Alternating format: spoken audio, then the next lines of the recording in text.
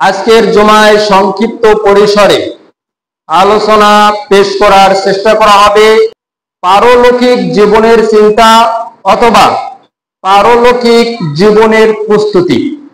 আমরা কিভাবে আমাদের পারলৌকিক জীবনের পরকাল জীবনের প্রস্তুতি গ্রহণ করতে পারি, উক্ত বিষয়টিকে সামনে রেখে গুরুত্বপূর্ণ তথ্যবহুল আলোচনা করার চেষ্টা করা হবে ইনশাআল্লাহ। আলাইহি তাওয়াক্কালতু ওয়া ইলাইহি উনীব। সম্মানিত উপস্থিতি, আলোচনার প্রারম্ভে আপনাদের প্রতি উদাত্ত আহ্বান, আলোচনার মাঝে মাঝে যখন যে জিকির তাসবিহ তাহলিলের প্রয়োজনীয়তা দেখা দিবে, এই জিকির এবং তাসবিহ তাহলিল গুলো করার জন্য আন্তরিকতার সহিত উচ্চ বাক্যে করার জন্য প্রস্তুত হয়ে থাকবেন ইনশাআল্লাহ,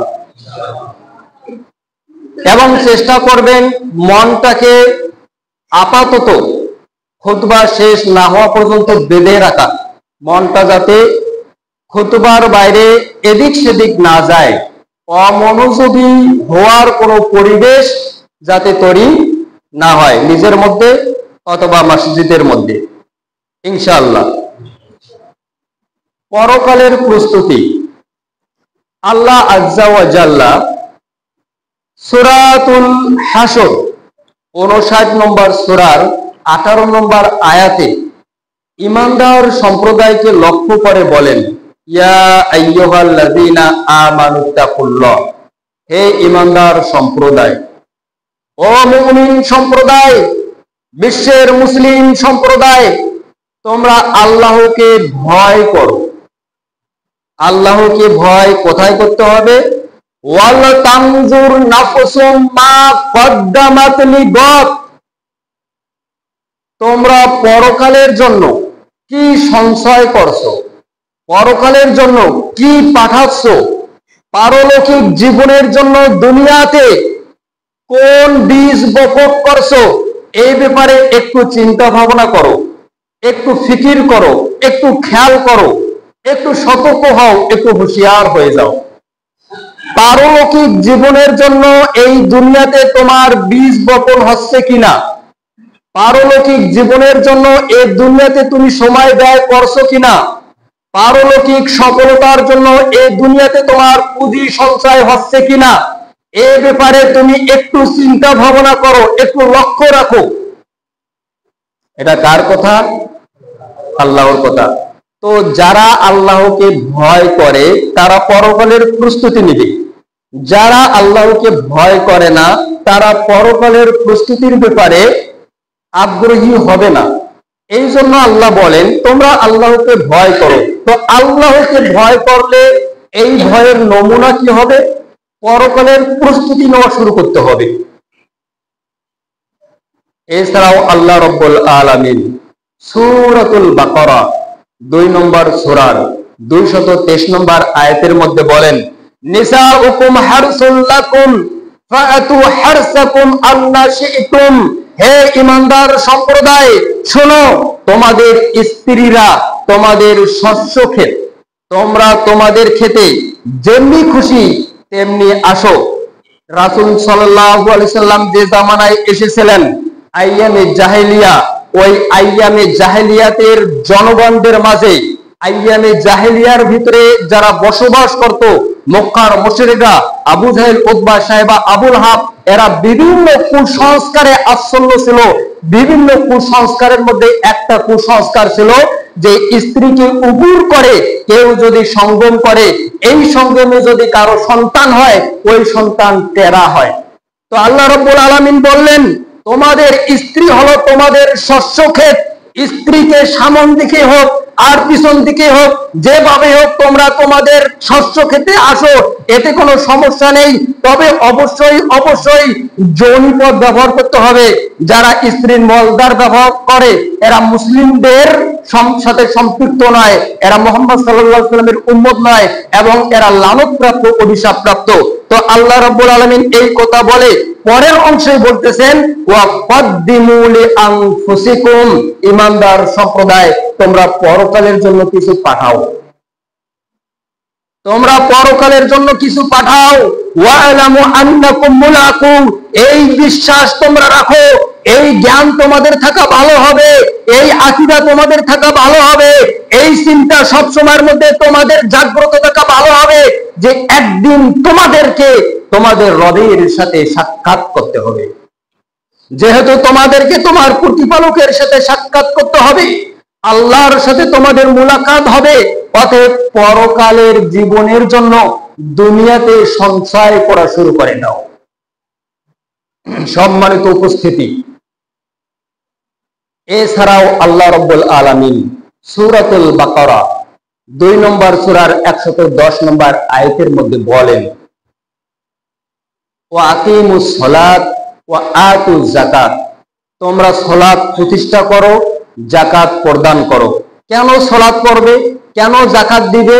এর কারণ হলো ওয়ামা তুকদ্দিমু লিআনফুসিকুম মিন খায়রিন তাজিদুহু ইনদাল্লাহ, হে আমার বান্দারা, তোমরা পরকালে যা কিছু পাঠাবে, সালাত, সিয়াম, যাকাত, হজ, তাসবিহ, তাহলিল, জিকির, আজগার, আমল বিল মারুফ, নাহি আনিল মুনকার, জিহাদ, যা কিছু তোমরা পাঠাও না কেন আল্লাহর কাছে এটা তোমরা পাবে। সুবহানাল্লাহ।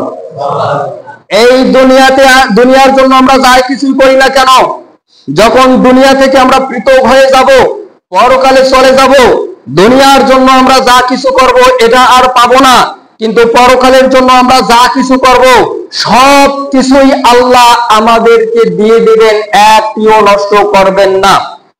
যেমন রাসূলুল্লাহ সাল্লাল্লাহু আলাইহি সাল্লাম বলেছেন, কেউ যদি হালাল উপার্জন থেকে 1 টাকা আল্লাহর রাস্তায় দান করে, তো এই হালাল উপার্জনটাকে আল্লাহ ডান হাত দিয়ে গ্রহণ করেন, এই 1 টাকাকে ঠিক ওইভাবে লালন পালন করা শুরু করে দেন যেভাবে মেষ শাবক তার একটি মেষের বাচ্চাকে লালন পালন করে, একটি ছাগলের বাচ্চা লালন পালন করে। এই বাচ্চাকে লালন পালন করতে করতে একদিন যেমন একটি পালে পরিণত হয়ে যায়, তেমনি আল্লাহ রাব্বুল আলামিন তার 1 টাকাকে একটি পাহাড় বরাবর করে দেন। আল্লাহ বলেছেন, তোমরা সালাত পড়ো, তোমরা যাকাত দাও, ও আমার বান্দারা, তোমরা পরকালের জন্য যা কিছুই করো না কেন সব কিছু তোমরা আল্লাহর কাছে পাবে। সুবহানাল্লাহ। সম্মানিত উপস্থিতি, ঠিক একই কথা কিছু যোজনের মাধ্যমে সূরা মুজাম্মিলের 20 নম্বর আয়াতের শেষের দিকে এসেছে। আল্লাহ তাআলা এখানেও বলেছেন, ওয়া আকিমুস সালাতা ওয়া আতুজ যাকাতা ওয়া আকরিদুল্লাহ করদান হাসানা, আমার বান্দারা, তোমরা সালাত পড়ো, তোমরা যাকাত দাও, তোমরা আল্লাহকে ঋণ দাও। আল্লাহকে ঋণ দেওয়া মানে আজকে সমাজে যে সুদভিত্তিক অর্থনৈতিক সিস্টেম রয়েছে, এই অর্থনৈতিক সিস্টেম প্রতিষ্ঠা লাভ করেছে কর্জে হাসানার বিধান না থাকার কারণে। সম্মানিত উপস্থিতি, যাদের টাকা পয়সা আছে তারা যাকাত দিবে, সেখান থেকে ওসর দিবে, স্বর্ণরূপের যাকাত দিবে, ব্যবসা বাণিজ্য থেকে যাকাত দিবে, এরপরও তারা তাদের অর্থ সম্পদ থেকে অভাবী সম্প্রদায়কে সেখান থেকে কর্জে হাসানা দিবে, হাওলাত দিবে।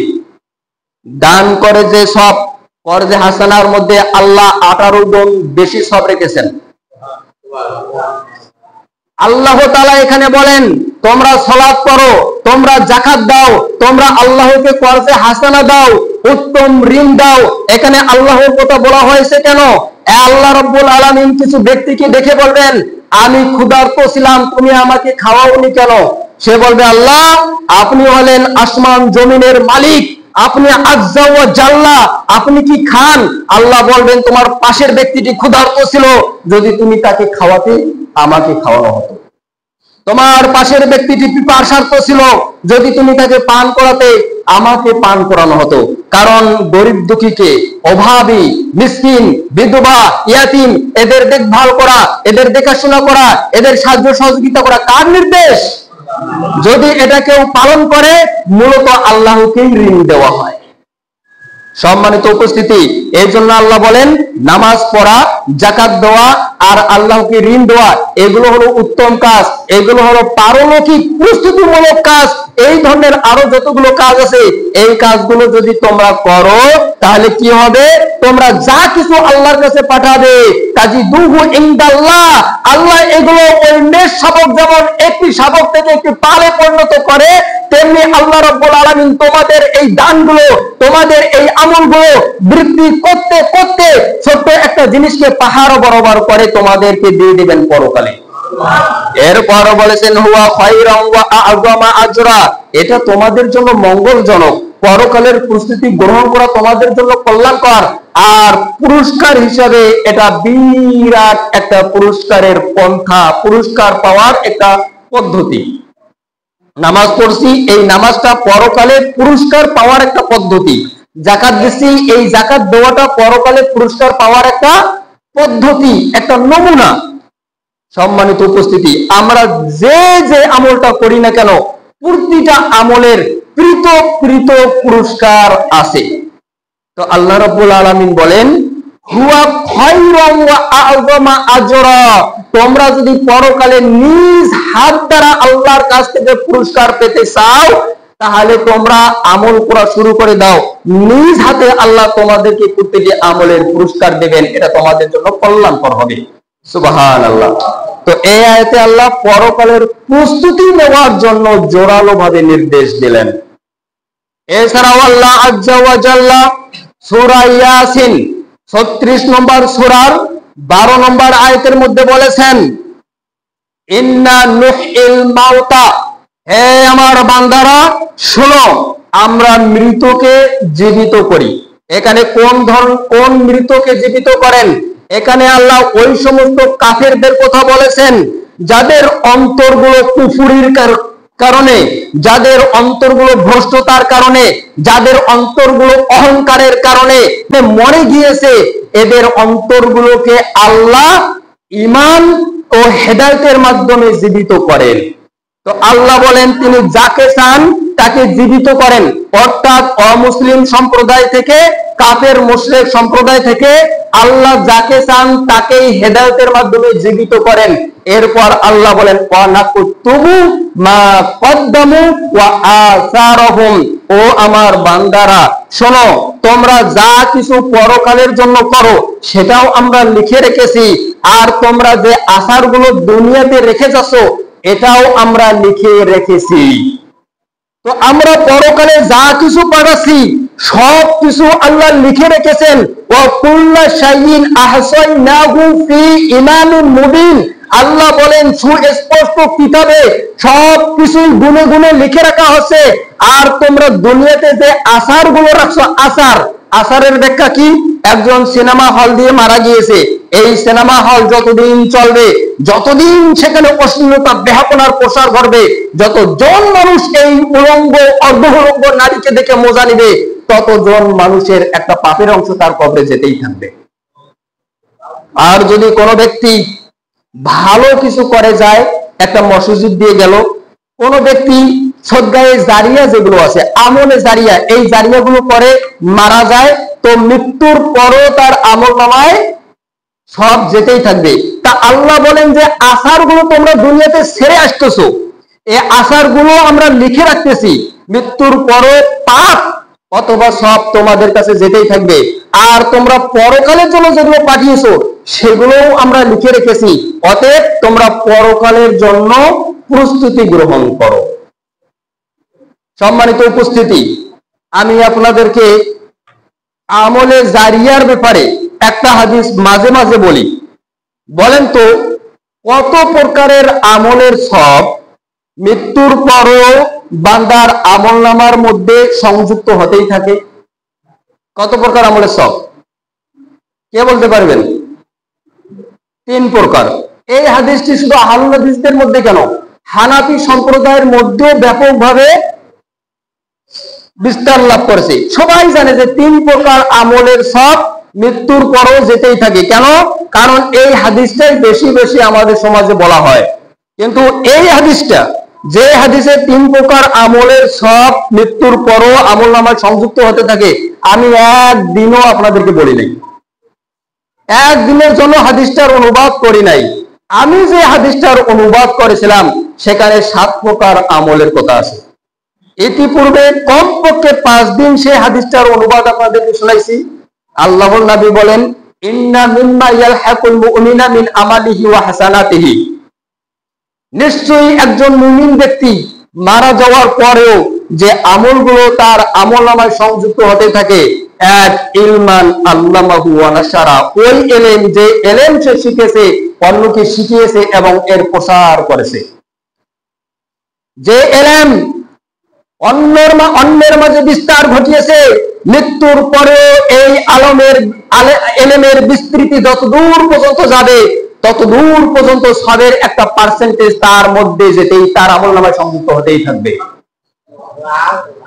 দুই, ওয়ালাদান সলিহান তারাকা, নেককার সন্তান, যদি কেউ নেক সন্তান রেখে যায় এই সন্তানের মাধ্যমে তার আমলনামায় সংযুক্ত হতেই থাকবে। আজকে যে শিক্ষায় সন্তানদেরকে আমরা শিক্ষিত করতেছি, এই সন্তানদেরকে অবশ্যই অবশ্যই দুনিয়া ও আখিরাতে আমরা গোমরাহির দিকে ঠেলে দিচ্ছি এবং তার মাধ্যমে দুনিয়া ও আখিরাতে ক্ষতি এবং লাঞ্ছনা অপমানের ব্যবস্থা আমরা করছি। কেমন করে? এই বর্তমানের পাশ্চাত্য সাম্রাজ্যবাদী আগ্রাসী সম্প্রদায়ের শিক্ষানীতিতে সন্তানদেরকে শিক্ষিত করলে এই সন্তান কখনো নেককার হয় না। যেই সন্তানের যেই শিক্ষার মধ্যে ইসলামী কোনো কর্মসূচি নেই, তাওহীদের কোনো কর্মসূচি নেই, সালাতের কোনো শিক্ষা নেই, যে কর্মসূচিতে যে শিক্ষানীতিতে দুর্নীতির বিরুদ্ধে কোনো শিক্ষা দেওয়া হয় না, যে শিক্ষানীতিতে বাবা মাকে শ্রদ্ধা করা সম্মান করার কোনো শিক্ষা দেওয়া হয় না, এই শিক্ষা কখনো সন্তানদেরকে নেককার পরহেজগার বানায় না। এই জন্য তো আজকে শিক্ষিত মহলের পিতামাতারাই বৃদ্ধাশ্রমে আশ্রয় পায়। এই সমস্ত বাবা মা ওই শিক্ষিত সন্তানদের খেদমত তাদের কপালে জুটে না। খোঁজ নিয়ে দেখেন যে বৃদ্ধাশ্রম গুলোতে গরিব মানুষরা তো যেতে পারে না। কারা যায়? যাদের সন্তানগুলো বড় বড় শিক্ষিত হয়েছে, অনেক বড় বড় পদে আছে, তো ওরা চাকরি সামলাবে না বাবা মার খেদমত করবে? টাকা পয়সা আছে, বাবা মাকে বৃদ্ধাশ্রমে রেখে এসেছে। প্রিয় উপস্থিতি, তো আল্লাহর নবী বলেন ওয়ালাদান সলিহান তারাকা, নেক সন্তান, আর নেক সন্তান অবশ্যই অবশ্যই তাওহীদবাদী হবে, রাসূলের আদর্শে আদর্শিত হবে, মুসলিম উম্মার কল্যাণে কাজ করবে, ইসলাম ও মুসলমানদেরকে নিয়ে চিন্তা ভাবনা করবে, শিরক ও বেদাতের অপসারণের পক্ষে কাজ করবে, অবশ্যই অবশ্যই কোরআন ও হাদিসকে প্রতিষ্ঠিত করার আন্দোলনে সংযুক্ত থাকবে।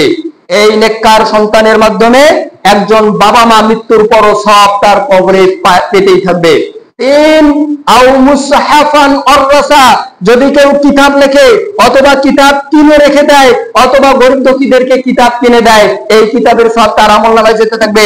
চার, আও মসজিদান বানা, যদি কোনো ব্যক্তি মসজিদের সাথে সম্পৃক্ত থাকে, মসজিদ নির্মাণে অর্থ ব্যয় করে, এই সব তার আমলনামায় যেতে থাকবে।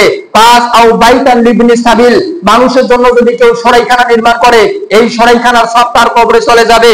ছয়, আও নাহরান আজরা, যদি মানুষের জন্য কূপ খনন করে, ওই কূপ থেকে মানুষেরা পানি জমিনে সেচ দেবে অথবা ব্যবহার করবে, খাবে, এই কূপের সব তার কবরে যেতে থাকবে। সাত, আও সাদাকাতান আখরাজাহা মিন মালিহি ফি সিহহাতিহি ওয়া হায়াতিহি, কেউ যদি সুস্থ অবস্থায় জীবন দর্শাতে, সুস্থ অবস্থায় জীবিত অবস্থায়, সুস্থ এবং জীবিত, মৃত্যুর পরে না যে আমি মারা যাবো ওই জমিটা অমুকে পাবে, এইভাবে দান করা যাবে না। যদি কেউ জীবিত অবস্থায় এবং সুস্থ অবস্থায়, অসুস্থ হওয়ার পর নয়, দান করে, ওই দানটা দানে জারিয়া হয়। এই 7 প্রকার সব আমলনামায় যেতে থাকে। তো আল্লাহ তাআলা বলেন ওয়া নাকতুবু মা কদ্দামু ওয়া আসারহুম, তোমরা যা পরকালের জন্য পাঠিয়েছো এটা আমরা লিখে রেখেছি, আর দুনিয়াতে যে আমলগুলো তোমরা করে এসেছো ওই আমলগুলোর জন্য সদা সর্বদা প্রস্তুত লেখক বৃন্দ রয়েছে।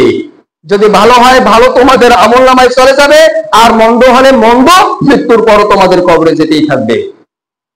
আল্লাহ তাআলা সূরা বানী ইসরাঈলের মধ্যে বলেছেন ওয়ামান আরাদাল আখিরাতা, যে ব্যক্তি পরকাল চায়, ওয়া সাআলাহা সায়াহা, শুধু পরকাল চাইলে হবে না, পরকালের জন্য যে ব্যক্তি যথাযথ পরিশ্রম করে, ফাউলাইকা কানা সাইয়ুহুম মাশকুরা, ওদের প্রচেষ্টার প্রশংসা করা হবে।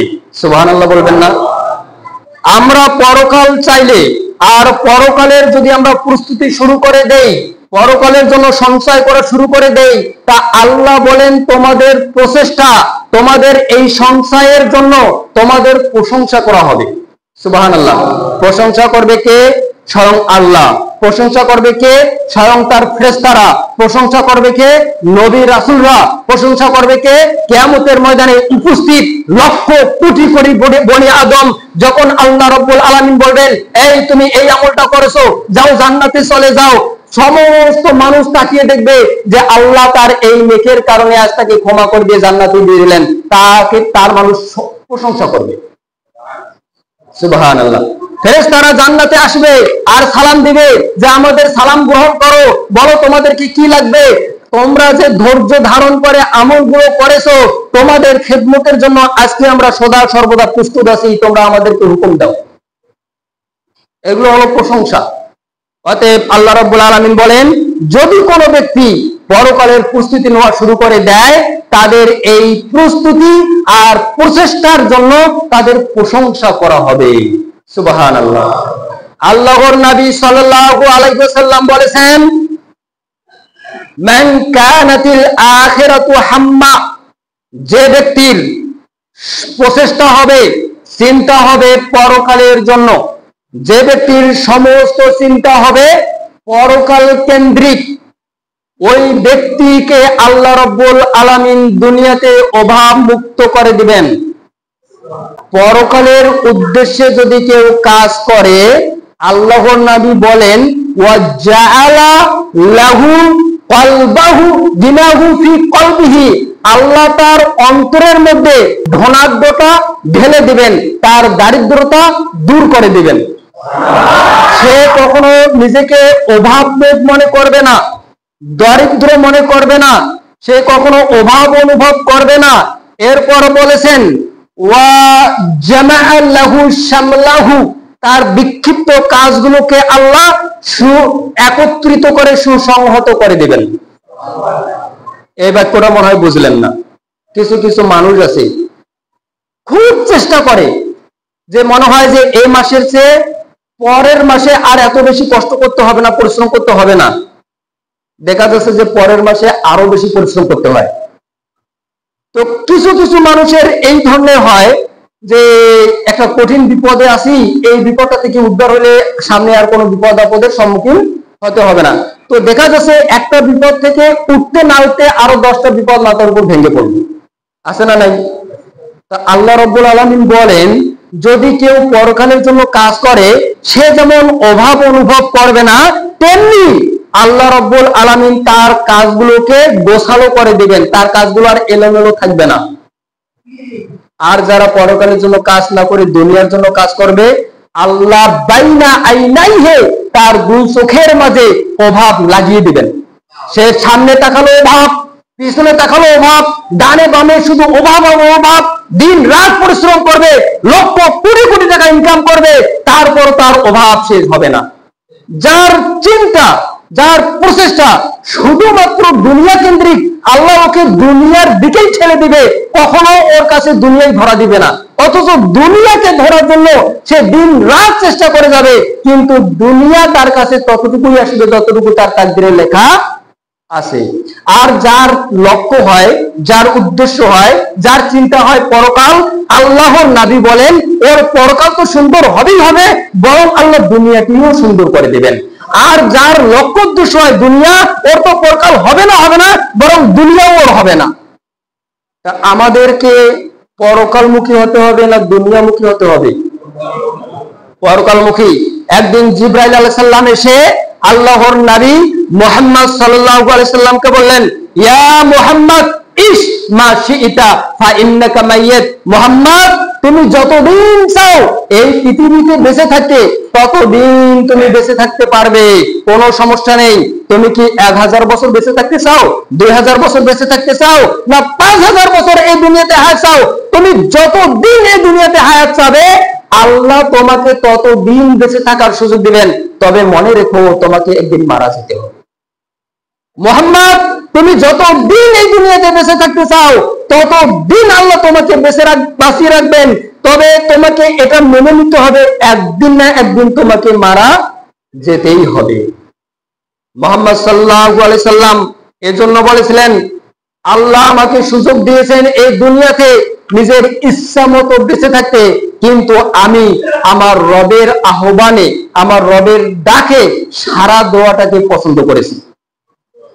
অর্থাৎ তিনি বেঁচে থাকতে চাইলে বেঁচে থাকতে পারতেন, কিন্তু আল্লাহ তার মৃত্যু যে সময় নির্ধারণ করেছেন তিনি ওই সময়টাকেই বেছে নিয়েছেন। কেন 1000 বছর, কেন 5000 বছর, কেন 10,000 বছরও যদি আমি এই দুনিয়াতে বেঁচে থাকি তো আমাকে তো মারা যেতেই হবে। অর্থাৎ একজন ইমানদার এই দুনিয়ার থেকে আল্লাহর সাথে সাক্ষাৎ করাটাকে বেশি ভালোবাসে। এরপর বলেছেন মুহাম্মদ ওয়া আহাবিব মান আহবাবতা ফা ইন্নাকা মাফারিক, তুমি এই দুনিয়াতে যাকে ভালোবাসতে চাও তুমি তাকে ভালোবাসো, তুমি যার সাথে মহব্বত রাখতে চাও তুমি তাকে মহব্বত করো। তুমি সুন্দর করে একটা বাড়ি দিয়েছো, এত সুন্দর করে এত পরিশ্রম করে বাড়িটি সাজিয়েছো, এই বাড়ি ছেড়ে কোথাও তোমাকে যেতে মন চায় না, মারা যাবে এটা তোমার জন্য আতঙ্কের ব্যাপার। তোমার বিশাল ব্যবসা আছে, শিল্প কলকারখানা আছে, দুনিয়াবি সুখ শান্তি তোমার পর্যাপ্ত রয়েছে, তুমি তোমার স্ত্রীকে ভালোবাসো, তোমার সন্তানকে ভালোবাসো, তোমার সুখ শান্তি ডানে বামে সামনে পিছনে সব দিক দিয়ে তো দুনিয়াটা তোমার কাছে খুব বেশি প্রিয়। তবে মনে রেখো এই দুনিয়াকে তুমি যতই ভালোবাসো, তোমার স্ত্রী সন্তানকে যতই ভালোবাসো, তোমার ব্যবসা ও বাড়ি ঘরকে যতই ভালোবাসো না কেন, একদিন এইগুলো ছেড়ে তোমাকে যেতেই হবে। আমরা দেখি না অনেক সময় এই লোকটা সারাটা জীবন কষ্ট করলো, কে বলে সুখের মধ্যে পড়লো, হ্যাঁ কে বলে তার সুখ আসলো, তার জীবনে কে বলে সুখ আসা শুরু করলো, এই সময় চলে গেল, হয় না? তো একটা জিনিস মনে রাখবেন, সালাফরা বলেছেন এই দুনিয়াতে যারা সুখ খুঁজে ওদের মতন বোকা আসমানের নিচে জমিনের উপর নেই। এই দুনিয়াতে সুখের তালাশ করলে সুখ পাওয়া যাবে না। এই দুনিয়াতে কখনো আপনি সকালে সুখ অনুভব করবেন, আনন্দ অনুভব করবেন, কিছুক্ষণ পরে আপনার মাথায় এত দুশ্চিন্তা ও প্রেশানির আসমান ভেঙে পড়বে আপনি চিন্তা করতে পারবেন না। তো প্রতিটি দিন আপনাকে সুখে দুঃখে থাকতে হবে। এর মানে এই নয় যে 6 মাস সুখে থাকবেন 6 মাস দুঃখে থাকবেন, এর মানে এই নয় যে 1 মাস সুখে থাকবেন 1 মাস দুঃখে থাকবেন, 1 ঘন্টা সুখে থাকবেন 1 ঘন্টা দুঃখে থাকবেন, এই নয়। প্রতিটি মুহূর্ত সুখে দুঃখে আপনাকে পার করতে হবে। এটার নাম হলো দুনিয়া। যারা আমরা 60 বছর কষ্ট করব, আমরা যুগের পর যুগ শতাব্দীর পর শতাব্দী সেখানে সুখে শান্তিতে বসবাস করতে পারবো। আর যারা এই দুনিয়ায় 60 বছর সুখ ও শান্তির পিছনে দুনিয়ার পিছনে ছুটাছুটি করবে তারা পরকালে যুগের পর যুগ শতাব্দীর পর শতাব্দী কষ্টের মধ্যে থাকবে, ঠিক কিনা? এই দুনিয়ার সমস্ত সুখ যদি একত্রিত করা হয় জান্নাতের বিন্দু পরিমাণ সুখের সমতুল্য হবে না। এই দুনিয়ার সমস্ত কষ্ট যদি একত্রিত করা হয় জাহান্নামের বিন্দু পরিমাণ কষ্টের সমতুল্য হবে না। অতএব আমরা দুনিয়ার জন্য কাজ করব না পরকালের জন্য কাজ করব? দুনিয়ার জন্য কাজ করব না পরকালের জন্য কাজ করব? আমরা দুনিয়ার জীবনকে সাজাবো না পরকালের জীবনকে সাজাবো? আমরা দুনিয়ার জীবন কেন্দ্রিক জীবন যাপন করবো না পারলৌকিক জীবনের জন্য জীবন যাপন করব? কথা বলেন না কেন? এরপর বলেন মুহাম্মদ ওয়া আমাল মাশিতা, তুমি যেটাই চাও সেটাই করো।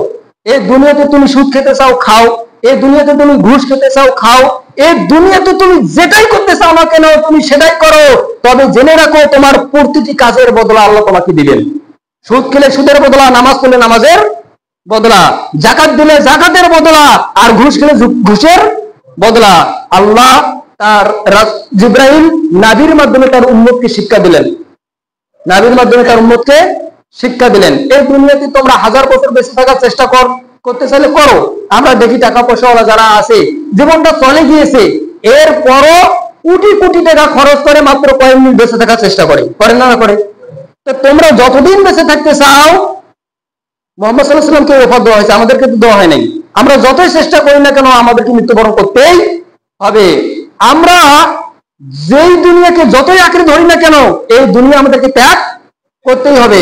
আর যে আমলই করি না কেন সে আমল করার শক্তি আল্লাহ দিবেন, কিন্তু বদলাও পরকালে পেতে হবে। সম্মানিত উপস্থিতি, অতএব কোরআনের কিছু আয়াত এবং হাদিস দ্বারা বোঝা গেল পরকালের জন্য প্রস্তুতি গ্রহণ করা কত বেশি জরুরি। আমরা কিভাবে পরকালের প্রস্তুতি গ্রহণ করতে পারি? 1, আল্লাহু ইয়ারা কুল্লা শাই, আল্লাহ সব কিছু দেখেন, এই বিষয়টা মাথার মধ্যে রেখে দিতে হবে। 2, তাহসিলুত তাকওয়া, পরহেজগারিতা অর্জন করার চেষ্টা করতে হবে। 3 তাহসিলু তাসকিয়াতিন নফস, অন্তরকে পরিশুদ্ধ করার চেষ্টা করতে হবে।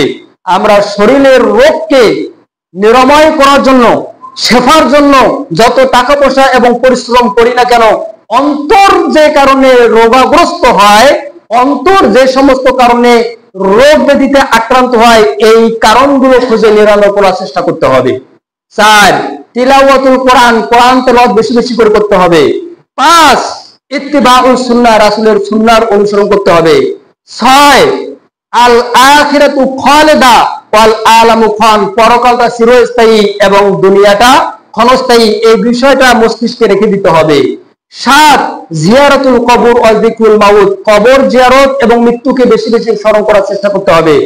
8 আল জিহাদু ফি সাবিলিল্লাহ, আল্লাহর রাস্তায় জিহাদ করতে হবে। আল্লাহর রাস্তায় জিহাদ পরকালের প্রস্তুতির সবচেয়ে উত্তম একটা মাধ্যম। আল্লাহ রাব্বুল আলামিন আমাদেরকে পারলৌকিক জীবনের প্রস্তুতি স্বরূপ এই দুনিয়াতে সজ্জিত হওয়ার তৌফিক দান করুক, আমিন। উপস্থিতি, আমরা দেখানোর চেষ্টা করতেছিলাম কিভাবে আমরা পারলৌকিক জীবনের প্রস্তুতি গ্রহণ করব। পারলৌকিক জীবনের প্রস্তুতি গ্রহণ করার 1 নম্বর পথ হলো আল্লাহকে সব সময় উপস্থিত ভাবা। আল্লাহ বলেন, আলাম ইয়ালাম বি আন্নাল্লাহা ইয়ারা, যারা পাপ করে, যারা অন্যায় করে, যারা অপরাধ করে, এরা কি জানে না যে আল্লাহর দৃষ্টি তার উপর রয়েছে? 2 তাহসিলুত তাকওয়া, তাকওয়া অর্জন করতে হবে। আল্লাহর নবী বলেছেন, সালাসুল মুনজিয়াত ওয়া সালাসুল মুহলিকাত, 3টি জিনিস মানুষকে মুক্তি দেয়, 3টি জিনিস মানুষকে ধ্বংস করে, 3টি আমল মানুষের মুক্তির, মানুষের নাজাতের, মানুষের সফলতার কারণ। আর 3টি আমলের মাধ্যমে মানুষ ধ্বংস হয়ে যায়। যেই 3টি আমলের মাধ্যমে মানুষ নাজাত পায়, মানুষ মুক্তি পায়, দুনিয়া ও আখিরাতে মানুষ সফল হয়, আল্লাহর ভালোবাসা অর্জন করতে পারে, তার 1 নম্বর হলো ফাত্তাকুল্লাহি ফিস সাররি ওয়াল আলানিয়া, গোপনে ও প্রকাশ্যে আল্লাহকে ভয় করা, পরহেজগারিতা অবলম্বন করা, ধার্মিক হওয়ার চেষ্টা করা। 3 তাহসিলু তাসকিয়াতিন নফস, নফসকে পবিত্র করা, রোগ ব্যাধি থেকে মুক্ত করা, নিরাময় করার চেষ্টা করা। আমি একদিন আপনাদের সামনে তাওবা নিয়ে আলোচনা করেছিলাম, আপনাদেরকে দেখানোর চেষ্টা করেছিলাম যে তাওবার মাধ্যমে কি কি মর্যাদা, কি কি ফজিলত আল্লাহ রাব্বুল আলামিন আমাদের জন্য রেখেছে। তার মধ্যে একটি ছিল আত-তাওবাতু সাদিকাতু ইউবাদদিলুল্লাহু বিহা সাইয়্যাতি হাসানা, নেক তাওবার মাধ্যমে, বিশুদ্ধ তাওবার মাধ্যমে আল্লাহ বান্দার পাপগুলোকে সব দ্বারা পরিবর্তন করে দেন। আরেকটি ছিল আত-তাওবাতু সাবাবুন ফি তাতহিরিল কলব, কোন ব্যক্তি যদি প্রতিদিন 70 থেকে 100 বার তাওবা ও ইস্তিগফার পাঠ করে, আল্লাহ তার অন্তরকে পরিশুদ্ধ করে দেন। অতএব পরকালের প্রস্তুতি স্বরূপ আমাদের অন্তরকে পবিত্র করতে হবে। আর অন্তর পবিত্র করার জন্য প্রতিদিন 70 থেকে 100 বার তাওবা ও ইস্তিগফার করতে হবে। 4 তিলাওয়াতুল কোরআন, কোরআন তেলাওয়াত করতে হবে। আল্লাহর নবী সাল্লাল্লাহু আলাইহি সাল্লাম বলেছেন, ইকরাউল কোরআন ফা ইন্নাহু ইয়াতি ইয়াউমাল কিয়ামাতি শাফিআন লি আসহাবি, ও আমার উম্মতেরা, তোমরা কোরআন তেলাওয়াত করো। যদি তোমরা কোরআন তেলাওয়াত করো, এই কোরআন তোমাদের জন্য পরকালে সুপারিশ করবে। এরপর আল্লাহর নবী আরেকটি হাদিসের মধ্যে বলেছেন, ইউতি ইয়াউমাল কিয়ামাতি বিল কুরআনি ওয়া আহলিহিল লাযিনা কানু ইয়ামালুনা বিহি ফিদ দুনিয়া, কিয়ামতের ময়দানে আল্লাহ কোরআনকে নিয়ে আসবেন আর কোরআনের পরিবারকে নিয়ে আসবেন। কোরআনের পরিবার কারা? যারা কোরআন দিয়ে ব্যক্তি জীবন, পারিবারিক জীবন, সামাজিক জীবন ও রাষ্ট্রীয় জীবন পরিচালনা করেছে, এরা হলো কোরআনের পরিবার, এরা হলো কোরআনের আহাল। আল্লাহ এদেরকে নিয়ে আসবেন। এরপর আল্লাহর নবী বলেন, তাকুদুমুহু সূরাতুল বাকারা ওয়া আলী ইমরান, কোরআনের সবচেয়ে বড় সূরা হলো সূরাতুল বাকারা এবং আলী ইমরান। আপনারা জানেন বড়রা একটু মাতাব্বরি করে বেশি। তো কিয়ামতের ময়দানে জানো প্রতিটি সূরার এক একটা আকৃতি হবে, সেই আকৃতিগুলোর মধ্যে সূরাতুল বাকারা, আলী ইমরান একটু আগে আগে দিয়ে আল্লাহর সাথে সাক্ষাৎ করে, তাহাজ্জানে আন সাহিবিহিমা, তার সাথীদের জন্য আল্লাহর সাথে ঝগড়া করা শুরু করে দিবে। যারা সূরা বাকারা এবং আলী ইমরান পাঠ করেছে, তারা তাদের জন্য আল্লাহর কাছে ঝগড়া করে তাদের গুনাহ খাতাগুলো মাফ করে তাদেরকে জান্নাতে নিয়ে যাওয়ার ব্যবস্থা করবে। এই জন্য তো আল্লাহর নবী বলেছেন, খবরদার লা তাজালু বুয়ুতাকুম মাকাবির, তোমাদের বাড়িগুলোকে কবরস্থানে পরিণত করবে না। কেন?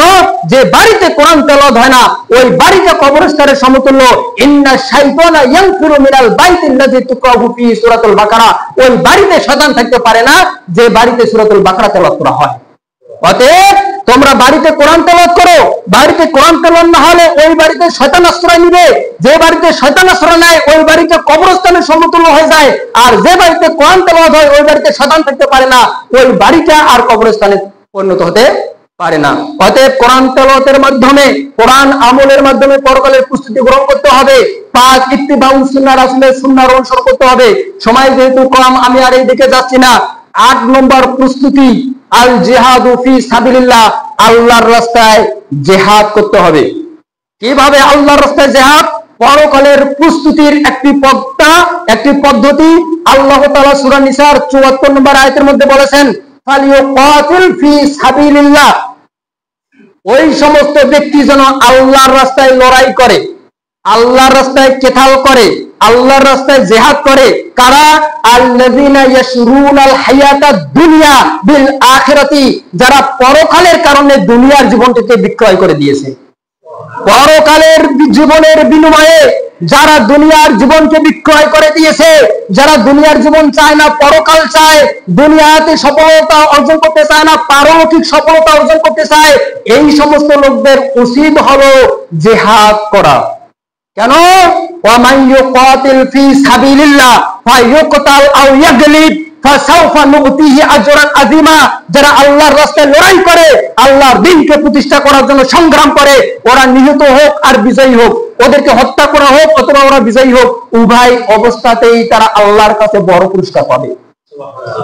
তো পরকালের প্রস্তুতির জন্য জিহাদ, এই জিহাদে কোনো লস নেই।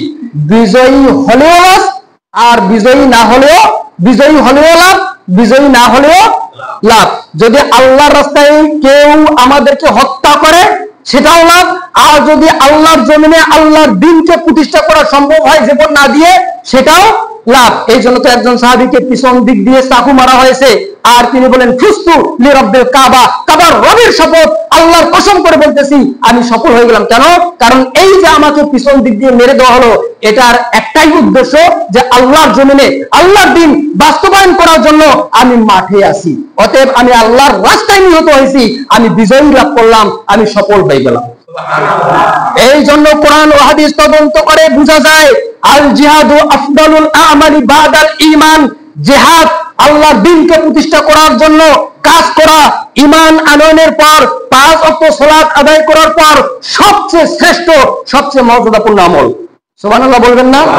অনেক সময় ঈমান এনেছি, সালাতের ওয়াক্ত হয় নাই, সামনে জিহাদের মাঠ, 1 ওয়াক্ত নামাজ না পড়ে যদি জিহাদে যাই আর ওখানে নিহত হই, দেখা গেল যে আমি আমার জীবনে 1 ওয়াক্ত নামাজও পড়ি নাই, একটি রোজাও রাখি নাই, দান সদকাও করি নাই, কোন তাসবিহ তাহলিলও করি নাই, ঈমান আনয়নের পরপরই জিহাদের মাঠ, কোন আমল না করা সত্ত্বেও জিহাদের মাঠে গিয়ে নিহত হলাম, শহীদ হলাম, আর সরাসরি জান্নাতে চলে গেলাম।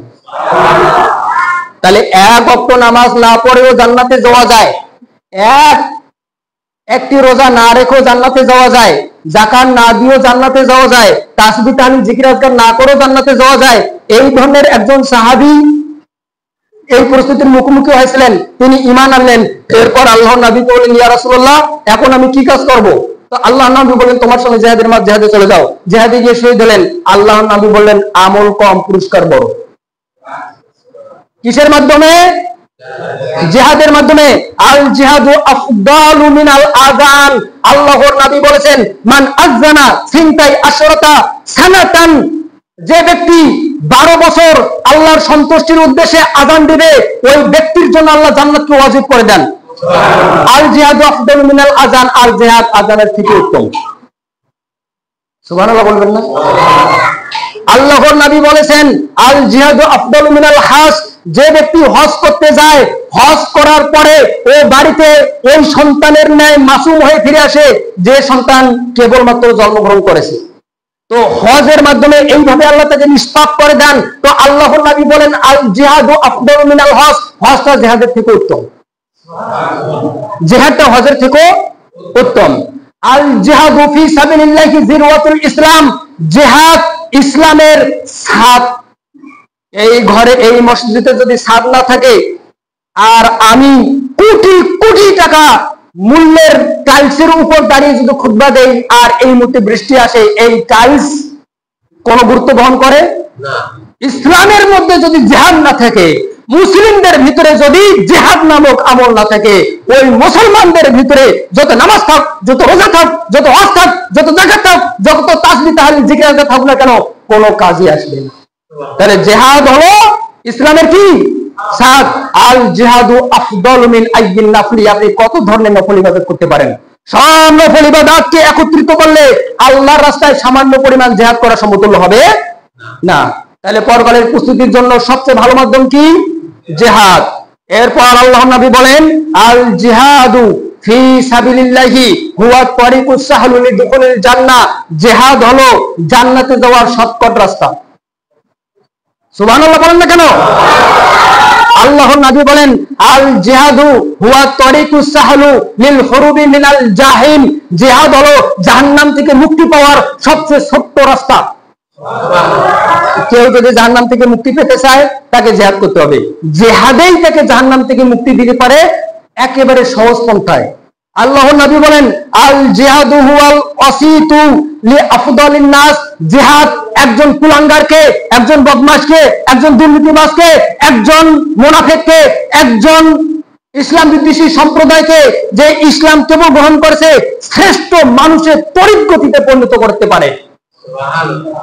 আল্লাহর নবী বলেন, জিহাদু ফি সাবিলিল্লাহি গুদওয়াতুন আও রাওহাতুন, জিহাদু গুদওয়াতিন আও রাওহাতিন ফি সাবিলিল্লাহি খায়রুম মিনাদ দুনিয়া ওয়া মা ফিহা, এক সকাল অথবা এক সন্ধ্যা আল্লাহর রাস্তায় লড়াই করা, এই দুনিয়া এবং দুনিয়াতে যা কিছু আছে সবকিছুর মালিক হওয়ার থেকে উত্তম। সুবহানাল্লাহ বলেন না কেন? আপনার হাতে যদি সারা দুনিয়া দেওয়া হয়, এই দুনিয়াতে যত সম্পদ আছে সবকিছু দেওয়া হয়, আর আপনার সামনে যদি একদিকে জিহাদ থাকে, তো আপনাকে এটা ভাবতে হবে, আমি একটা সকাল অর্থাৎ 2-2.5 ঘন্টা আল্লাহর রাস্তায় থাকবো, আল্লাহর দিন প্রতিষ্ঠার কাজে ব্যস্ত থাকবো। এই 2-2.5 ঘন্টা আল্লাহর দিন প্রতিষ্ঠার কাজে ব্যয় করা সারা দুনিয়া কেন, এই ধরনের কয়েকটা দুনিয়ার মালিক হওয়ার থেকে উত্তম। আল্লাহর নবী বলেন, আল জিহাদু ইয়াদাউল মুজাহিদা ফি রিআয়াতিল্লাহ, জিহাদ একজন মুজাহিদকে আল্লাহর জিম্মায় রেখে দেয়। সুবহানাল্লাহ। আমার জিম্মায় যদি কাউকে রেখে দেওয়া হয়, আর তার যদি কোনো ক্ষতি হয়, এখানে দোষটা কার হবে? আমার হবে। যে আমার জিম্মায় থাকা ব্যক্তির ক্ষতি করবে, আমার জিম্মায় থাকা সম্পদের ক্ষতি করবে, তার উপর প্রতিশোধ গ্রহণ করা আমার জন্য ফরজ না সুন্নত? ফরজ। তো আল্লাহর জিম্মায় যারা থাকে, ওদের যদি কেউ ক্ষতি করে, কেউ সমালোচনা করে, ওদেরকে যদি কেউ কষ্ট দেয়, তাকে কষ্ট দেওয়া, তার এই অপরাধের প্রতিফল দেওয়া আল্লাহর উপর ফরজ হয়ে যায়। এই জন্য জিহাদ একজন মুজাহিদকে আল্লাহর জিম্মায় রেখে দেয়। আল জিহাদু ইয়াজআলুল মুজাহিদা আফদালা মিন আবিদিন যায়েদ, একজন ব্যক্তি তার বাড়িতে একটানা 70 বছর নফল ইবাদত বন্দেগীতে লিপ্ত আছে, দিনের বেলা রোজা, রাতের বেলা নামাজ, তো আল্লাহর নবী বলেন, আল্লাহর রাস্তায় সামান্য সময়ে জিহাদ করা একটানা 70 বছর ইবাদত করার চেয়ে উত্তম। সুবহানাল্লাহ। আল্লাহর নবী বলেন, আল জিহাদু ইয়ারফাউল মুজাহিদা ইলা আ'লা দারাজাতিল জান্নাহ, একজন মুজাহিদকে জিহাদের মাধ্যমে আল্লাহ জান্নাতের সবচেয়ে ভালো জায়গাটা দান করেন। সুবহানাল্লাহ। আল্লাহর নবী বলেছেন, আল জিহাদু সিয়াহাতু উম্মতি মুহাম্মদ, অনেক মানুষ আছে যারা পৃথিবীর বিভিন্ন প্রান্তে ভ্রমণে যায় আন্তরিক প্রশান্তির জন্য, তো আল্লাহর নবী বললেন, আমার উম্মতের